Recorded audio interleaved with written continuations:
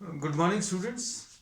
Today in 12th class physics, we are continuing our discussion on Lensmaker's formula.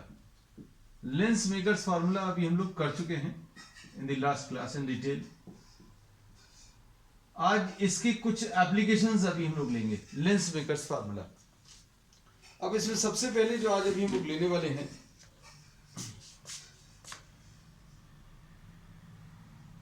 Lens immersed in a liquid. Lens immerse in a liquid. अगर lens को आप किसी liquid में immerse करेंगे तो क्या changes आएंगे उसके नेचर में, उसकी फोकल लेंथ में, दैट विल बी डिस्कसिंग. इसको अभी हम लोग ऐसा कह सकते हैं, दिस लिक्विड, या फिर इसको lens placed in another medium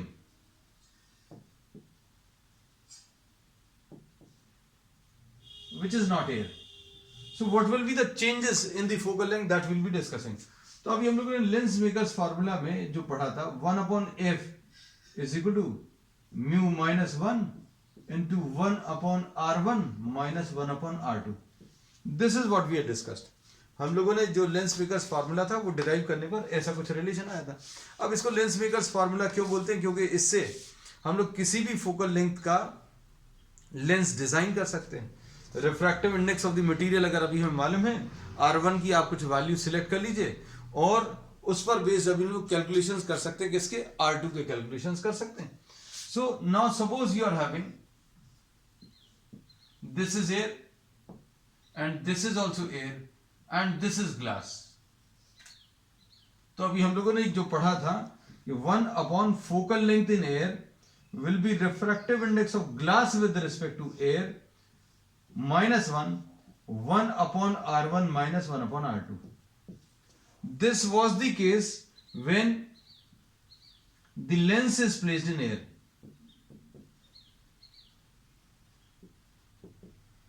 lens placed in air अगर है तो ऐसा कुछ फॉर्मूला आएगा. अब now suppose we are placing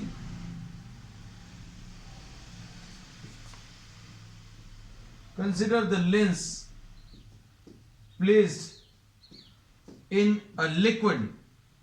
liquid या कोई और मीडियम हो सकता है. Consider the lens placed in a liquid of refractive index mu L.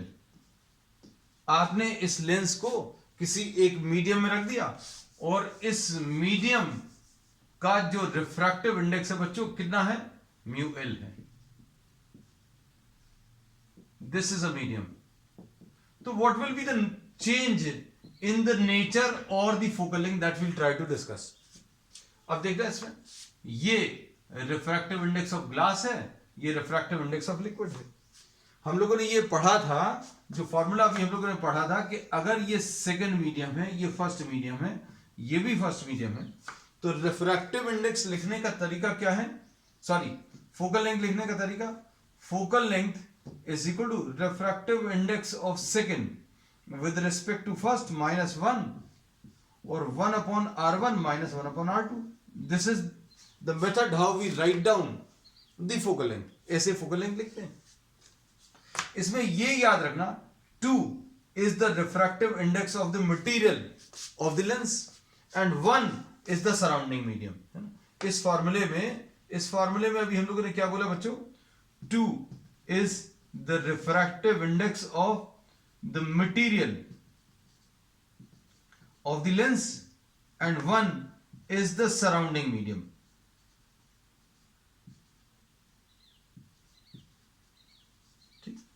अब हम लोग क्या कर रहे हैं? We are now placing this lens in another medium. हमने इस लेंस को एक और मीडियम में रख दिया.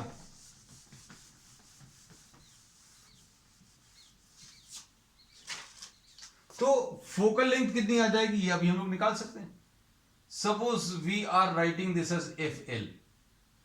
This will be equal to, ये G है बच्चों, ये L है. G is what? Glass, and L is the liquid. G is glass and L is the liquid. G बच्चों इसमें ग्लास है और L जो है लिक्विड है. तो focal length in the liquid will B 1/Fl is equal to refractive index of glass with respect to the liquid -1 into 1/R1 minus 1/R2. तो ये फॉर्मूला आ जाएगा. Refractive index of glass with respect to liquid ये use होगा, तो focal length in the liquid Fl आ जाएगा. अब इसमें देखो, इसका रिफ्रैक्टिव इंडेक्स μL है, इसका रिफ्रैक्टिव इंडेक्स μL है और इसका जो रिफ्रैक्टिव इंडेक्स है μg है.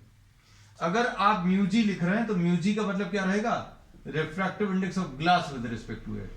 अगर आप μL लिख रहे हैं मतलब refractive index of liquid with respect to air. अब देखो इसमें क्या आएगा result. Suppose we are naming this as 2 और आपने इसको फर्स्ट नंबर दे दिया. अब क्या करेंगे? 1/Fa upon 1/Fl equal to क्या मिलेगा? 1/Fa की value, we are dividing these two equations, first divided by second. तो कितना आ जाएगा बच्चों? देखो, refractive index of glass with respect to air -1 1/R1 and -1/R2. नीचे क्या आ जाएगा इसमें? Refractive index of glass with respect to liquid -1 और ये 1/R1 -1/R2. अब दोनों को डिवाइड करने पर क्या आ जाएगा? FL/Fa. FL/Fa is equal to μg -1 upon ये वाले टर्म्स तो कैंसिल हो जाएंगे, 1/R1 -1/R2. क्या किया बच्चों? अभी हमने इस रिलेशन को इस रिलेशन से डिवाइड कर दिया. अब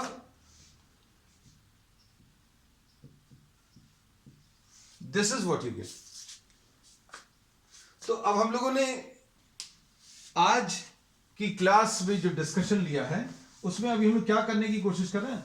we are trying to calculate the focal length of a glass lens in a liquid. Focal length of a glass lens in a liquid, ये कैलकुलेट करने की कोशिश कर रहे हैं. और इसमें अभी हम लोग क्या कर रहे हैं? फॉर्मूला जो यूज कर रहे हैं 1/F is equal to μ21 -1 1/R1 -1/R2. This is the formula. When this lens is placed in air, जब आप एयर में रखोगे तो यहां पर Fa आ गया, ठीक है, और यहां पर 2 जो है, this is refractive index of the lens. 2 we are talking about the medium which is making what? the lens. तो लेंस अभी हम लोगों ने किससे बनाया है? ग्लास से बनाया है. तो ये लेंस का मटेरियल है सेकंड वाला. और 1 क्या है? इसमें सराउंडिंग मीडियम. हमने ये सारी चीजें फिर से रिपीट कर देना है. तो अब फोकल लेंथ इन एयर अगर निकालना तो 1/Fa आएगा. यहां पर ये ग्लास का लेंस आ जाएगा और ये क्या आ जाएगा बच्चों? Surrounding medium. तो सराउंडिंग मीडियम क्या है? एयर है. फिर 1/R1 -1/R2 ऐसा कुछ मिलेगा. Now we are placing this lens in another medium, और ये मीडियम जो है इसका रिफ्रैक्टिव इंडेक्स μL है. तो अब इसको कैसा लिखेंगे? 1 focal length in the medium which is the liquid, है ना. L is representing, this L suffix is representing what? the liquid. अब this will be refractive index of ये second, मतलब ये तो ग्लास है, ये सेकंड मीडियम क्या है? Material of the lens. ये ग्लास आ गया. और ये 1 क्या चीज है बच्चों? 1 सराउंडिंग मीडियम. तो सराउंडिंग मीडियम लिक्विड है, इसलिए यहां पर L लिख दिया. This we are writing is L. और 1/R1 -1/R2. इसके बाद क्या किया? अभी हम लोग ने फर्स्ट इक्वेशन को सेकेंड इक्वेशन से डिवाइड कर दिया. We are dividing first equation by second equation. 1 upon F A upon 1 upon F L. This will be equal to mu G minus 1 upon R 1 minus 1 upon R 2. ये mu G L आएगा, है ना. बस ये term इसमें important है. आपने glass को लिक्विड में अगर रखा तो हम लोग रिफ्रैक्टिव इंडेक्स किसका यूज करेंगे? Glass with respect to liquid. जब एयर में रखा था तो क्या यूज किया? Glass with respect to air. दोनों को डिवाइड करने पर ये कैंसिल हो गया. अब इसको थोड़ा सा सॉल्व कर लेना. This will be mu G minus 1 और इसको क्या लिखेंगे? Mu G upon mu L minus 1 ऐसा लिख सकते हैं. अब इसके बाद क्या आएगा? F L upon F A will be equal to mu G minus 1 upon mu G minus mu L into mu L. ऐसा कुछ मिलने वाला है. अब इसमें देखना ध्यान से, ये रिलेशन अभी हम लोग काम का है और इसी के बेसिस पर अभी हम लोग आगे सारा डिस्कशन करने वाले हैं. तो ये रिलेशन याद रखना है दैट रिफ्रैक्टिव इंडेक्स, और नहीं भी याद रखें तो आप उसी समय को डिराइव भी कर सकते हैं. If you are having the formula refractive index of the lens, sorry focal length of the lens in the liquid will upon the focal length of the lens in air will be equal to refractive index of lens minus 1 refractive index of lens minus refractive index of the liquid into mu l. अब इसके ऊपर based अभी हम कुछ points discuss करेंगे. सबसे पहला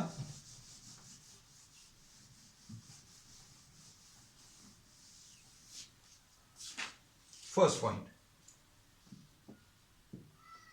इसमें ये याद रखना, this is refractive index of glass.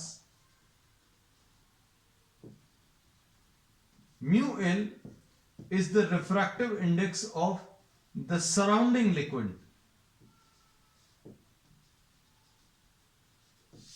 अब इसमें जो पॉसिबल केसेस हो सकते हैं, क्या? Mu G is greater than mu L. Mu G बड़ा है मतलब रिफ्रैक्टिव इंडेक्स ग्लास का ज्यादा है, मतलब लेंस का जो रिफ्रैक्टिव इंडेक्स है वो ज्यादा है, सराउंडिंग लिक्विड का जो है वो कम है. अगर ऐसा कुछ है तो एफ एल अपॉन एफ ए बच्चों कैसा आएगा? म्यू जी माइनस 1, तो ये तो बच्चों 1.5 होता है, तो ये तो पॉजिटिव आएगा. नीचे क्या आएगा? Mu G minus mu L, तो ये इससे बड़ा है तो ये भी पॉजिटिव आएगा. ये अगर बड़ा है ये छोटा है तो इसका आंसर भी पॉजिटिव आएगा, और ये तो पॉजिटिव होता ही है. So answer to this will be positive. अगर F L upon F A positive है, F L upon F A positive है, इसका मतलब क्या है? इसका एक स्पेशल मतलब ये है कि अगर एफ ए पॉजिटिव है, एफ ए अगर पॉजिटिव है, मतलब एफ ए पॉजिटिव का मतलब क्या है? कॉन्वेक्स लेंस है. पॉजिटिव फोकल लेंथ किसकी होती है बच्चों? कॉन्वेक्स लेंस की. तो अभी हम लोगों ने ये बोला अगर ये एयर में कॉन्वेक्स लेंस है तो लिक्विड में भी ये कॉन्वेक्स लेंस ही रहेगा. तो ये बड़ी स्ट्रेंज सी चीज लग रही भैया, इसमें बोलने वाली बात क्या है? कॉन्वेक्स लेंस थोड़ी कॉन्केव लेंस बन जाएगा. तो ये चीज अभी हम लोग आगे बढ़ेंगे कि कॉन्वेक्स लेंस जो है this will start acting as a concave lens. Converging lens जो है उसको लिक्विड में डालेंगे तो वो डाइवर्ज करना शुरू कर देगा. अगला केस में डिस्कस करेंगे, है ना. अभी यहां पर ऐसा लग रहा होगा कि भाई why are we writing this. अगर ये पॉजिटिव है तो, और अगर ये पॉजिटिव है, सॉरी, अगर focal length of the lens in air is positive, that means the lens is convex, then in the liquid the focal length will also be positive. क्यों? पॉजिटिव को पॉजिटिव से डिवाइड करने पर positive answer आता है ना. तो अभी हम लोग बोलेंगे एयर में अगर कॉन्वेक्स लेंस है तो लिक्विड में भी ये कॉन्वेक्स लेंस ही रहेगा. अब देखना,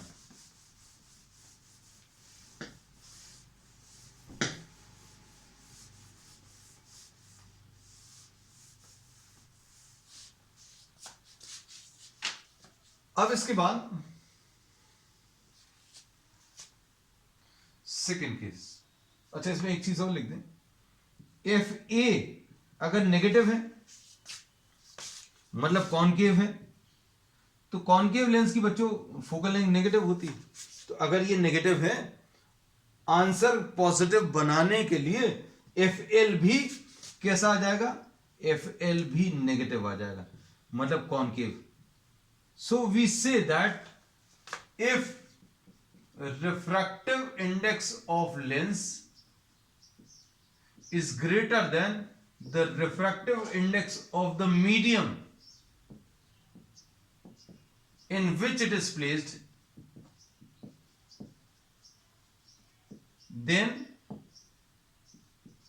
focal length changes,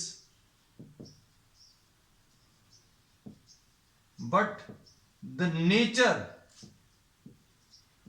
of the lens does not change. Nature of the lens does not change, मतलब convex remains a convex lens and concave lens remains a concave lens. इसका एक simple सा example दे दे रहे हैं, क्योंकि ये भी जो अभी हम लोग डिस्कस करने वाले वो इंपॉर्टेंट है।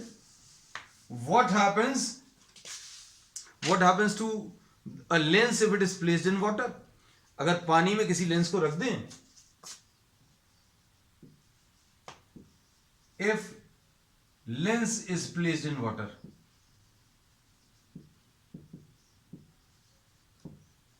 ग्लास लेंस, तो क्या होगा, म्यू जी की value 1.5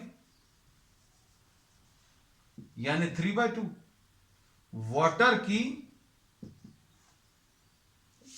refractive index of glass बच्चों 3/2 है, रिफ्रैक्टिव इंडेक्स ऑफ वाटर बच्चों 4/3, 1.33।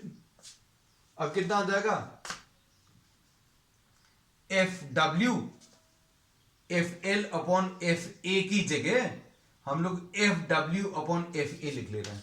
क्यों, लिक्विड जो है अभी हमने स्पेसिफाई कर दिया कि वाटर है। अब ये कितना आ जाएगा, म्यू जी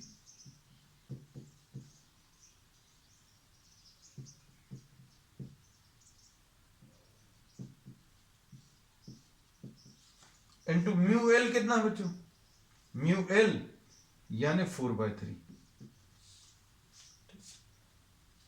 सारी वैल्यूज रख दी। अब वैल्यूज रखने पर ये कितना आ जाएगा, यहां पर ये तो 1/2 आ गया, नीचे कितना आ जाएगा 9 - 8, ये 9 - 8 मतलब 1/6 आ गया, और इंटू 4/3 आया। इसको सॉल्व करोगे तो 6/2, ये 6 ऊपर आ गया, 2 नीचे आ गया, इंटू 4/3। अब ये 3 2 6, ये कैंसिल हो गया। तो क्या मिला बच्चों इसमें result, F W upon F A 4 आ गया, मतलब एफ डब्ल्यू की वैल्यू 4 एफ ए, ऐसा कुछ मिल गया। So we say that the focal length of the lens in water becomes how many times, 4 times the focal length in air। तो अब हम लोग इसमें ये कह सकते हैं क्या, कि अगर आप किसी लेंस को, if any lens is placed in water, then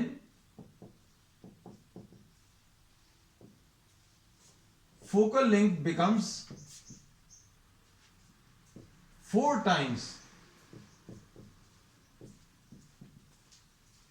the focal length in air, and nature does not change.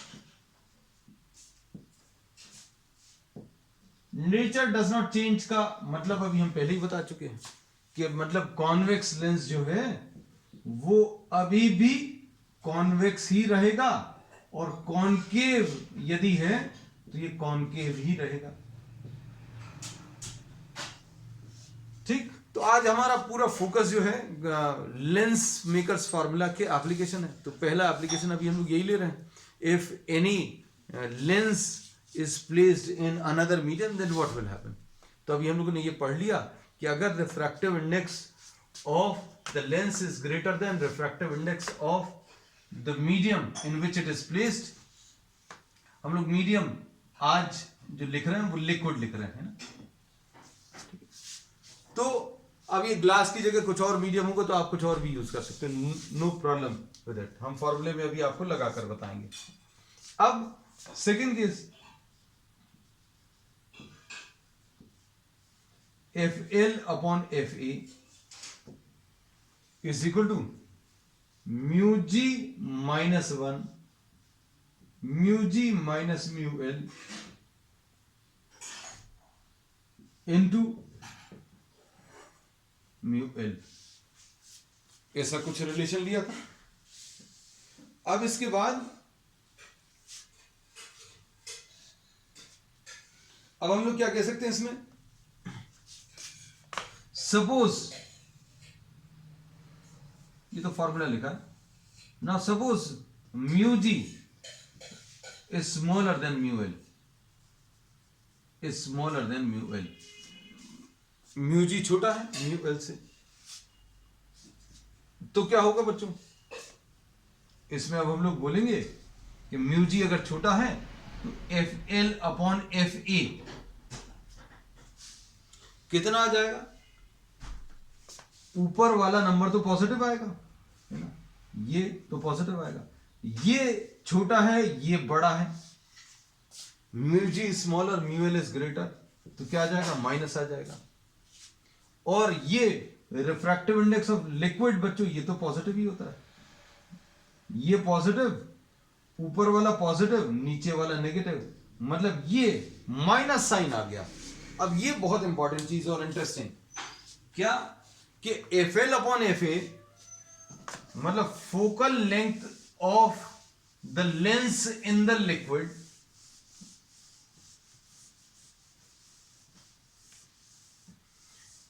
Upon focal length of the lens in air, focal length in the liquid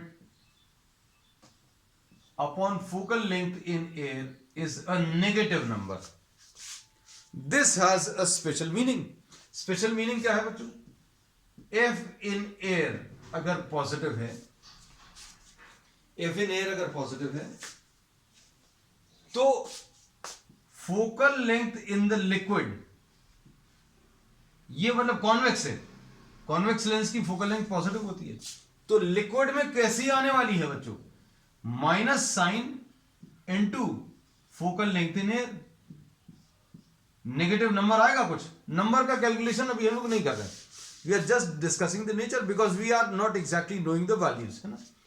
तो एक negative number into air मतलब focal length of the lens in the liquid will be negative.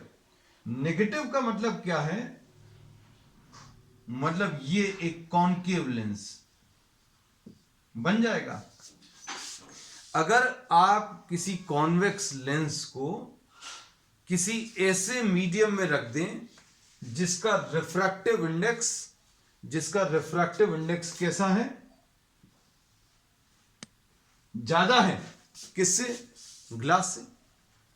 अभी हम लोगों ने क्या किया, हम लोगों ने लेंस को किसी ऐसे मीडियम में रख दिया जिसका रिफ्रैक्टिव इंडेक्स ज्यादा है ग्लास से, मतलब ग्लास का रिफ्रैक्टिव इंडेक्स कम हो गया, तो कॉन्वेक्स लेंस जो है वो कॉन्केव लेंस बन जाएगा।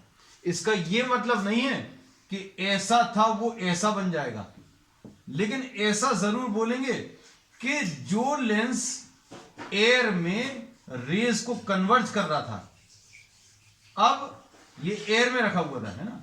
अब क्या होगा बच्चों, अब आपने इसको एक ऐसे मीडियम में रख लिया जिसका रिफ्रैक्टिव इंडेक्स इसके रिफ्रैक्टिव इंडेक्स से ज्यादा है, तो क्या होगा, अब लाइट रेज कन्वर्ज होने की जगह क्या होगा, डाइवर्ज होगी।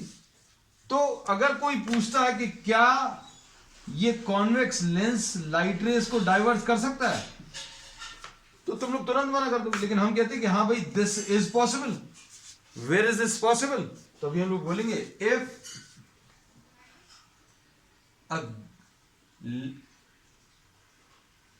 if a glass lens, इसको ऐसा लिखना, if refractive index of the lens is smaller than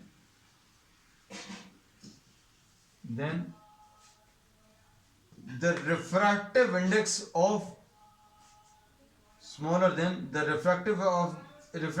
of the medium in which it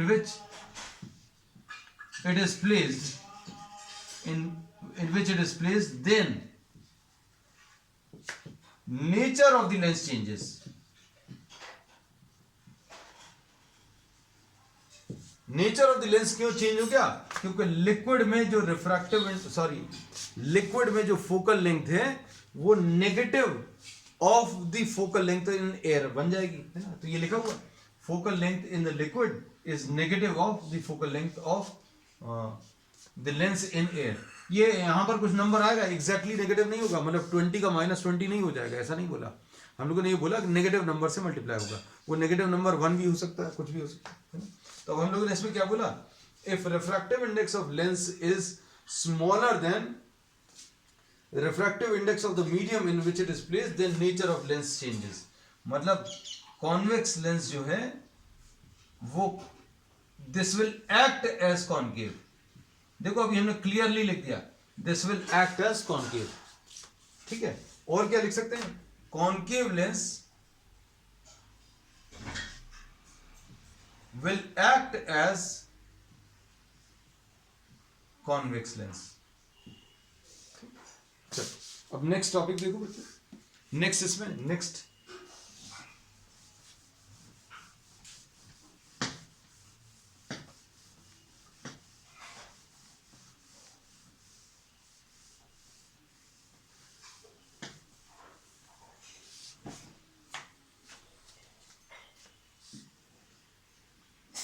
हम लोगों ने 2 केसेस ले लिए हैं. कौन से? Refractive index of glass greater than refractive index of liquid, और दूसरा कौन सा लिया? Refractive index of glass smaller than refractive index of liquid. इसमें क्या होगा? Nature does not change, only focal length changes, only f changes. यहां पर क्या होगा? f changes and nature also changes. और नेचर में क्या बोला है? कॉन्वेक्स, कॉनकेव जैसा एक्ट करेगा, और कॉनकेव जो है कॉन्वेक्स जैसा एक्ट करेगा. अब लास्ट केस इसमें, what happens if mu G is equal to mu L? अगर refractive index of glass is equal to the refractive index of the liquid, तो क्या होगा? देखो, F L upon F A. मतलब आपने इस लेंस को किसी एक ऐसे मीडियम में रखा, जिसका रिफ्रैक्टिव इंडेक्स ग्लास के बराबर है. तो अब क्या होगा बच्चों? Mu G is equal to mu L. तो ये अभी हम लोगों ने डेफिनेशन लिखवाते समय लिखा था. हमने जब लेंस की डेफिनेशन लिखी थी ना, कि bounded by 2 surfaces, one of these must be curved, and क्या लिखा था? Refractive index should be different from the surrounding medium, ऐसा कुछ बोला था. अब देखो, mu G is equal to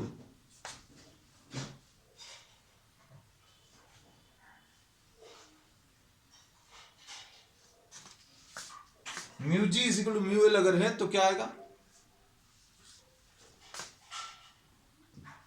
F L upon F A will be equal to mu G -1 upon, ये नीचे डिनोमिनेटर में 0 आ जाएगा, इंटू म्यू एल. मतलब एफ एल अपॉन एफ ए कितना आ जाएगा? इनफाइनाइट. मतलब एफ एल की वैल्यू बच्चों कितनी आ जाएगी? इनफाइनाइट आ जाएगी इनटू एफ ए, मतलब एफ एल की value infinite. So focal length of the lens will now become infinite. अब फोकल लेंथ इनफाइनाइट का मतलब क्या है? इसका मतलब ये है, फोकल लेंथ किसको बोलते हैं बच्चों? अगर पैरेलल लाइट रेज आप ले लें तो ये पैरेलल लाइट रेज किसी एक पॉइंट पर कन्वर्ज करती हैं. After passing through the lens the light rays converge at a point which is termed as the focus, और इसका ऑप्टिकल सेंटर से डिस्टेंस जो है ये फोकल लेंथ होता है. अब हम लोगों ने बोला कि आपने अगर ज्यादा फोकल लेंथ का लेंस ले लिया तो ज्यादा दूर पर ये इनको कन्वर्ज करेगी, और ज्यादा फोकल लेंथ का ले लिया तो ये और दूर कन्वर्ज करेगी. तो हम लोग क्या बोल रहे हैं इसमें, इसकी फोकल लेंथ इनफाइनाइट है, मतलब क्या होगा, ये कहां पर जाकर मिलेगी? These will be meeting at infinity. तो मतलब क्या है, this lens now acts as a plane glass plate. तो ग्लास प्लेट से अगर आप लाइट रेज को निकालोगे तो वो कन्वर्ज भी नहीं करेंगी और डाइवर्ज भी नहीं करेंगी. दीज विल गो स्ट्रेट, जैसी आ रही थी वैसी चली जाएंगी. तो ये कब होगा? जब लेंस का रिफ्रैक्टिव इंडेक्स और सराउंडिंग मीडियम का रिफ्रैक्टिव इंडेक्स इक्वल हो जाए तो focal length will become infinite. तो अब इसका जो नेक्स्ट केस है ये इसमें क्या बोल सकते हैं बच्चों,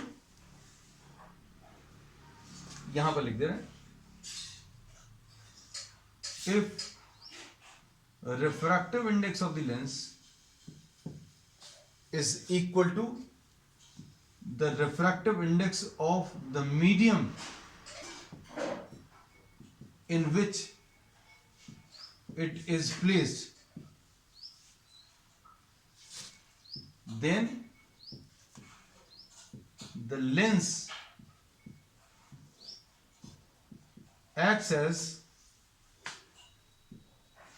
a plain glass plate.